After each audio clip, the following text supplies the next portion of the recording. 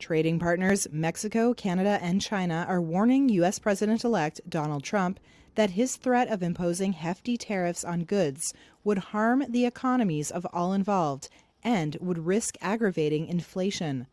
Trump made a surprise announcement on Monday for a 25% tariff on imports from Canada and Mexico, as well as an additional 10% levy on Chinese goods until they clamped down on drugs like fentanyl and migrants crossing the border. Mexican President Claudia Sheinbaum on Tuesday said imposing tariffs would cause inflation and job losses and suggested possible retaliation.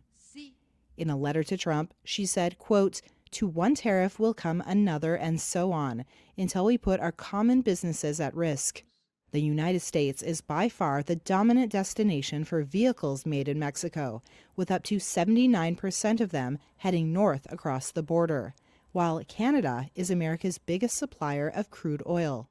Canadian Prime Minister Justin Trudeau said he had a good call with Trump on Monday night. This is a relationship that we know takes a certain amount of working on, and that's what we'll do.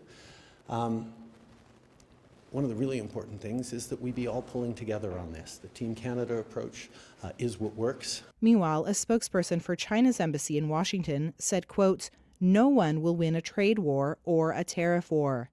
Tariffs are paid by the companies that import goods, even though Trump frequently and incorrectly says that tariffs would hit foreign nations instead.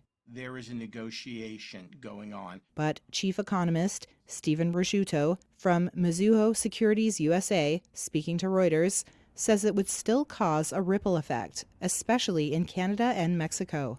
Very, very clear that every country that has substantial manufacturing on each side of the border would be affected.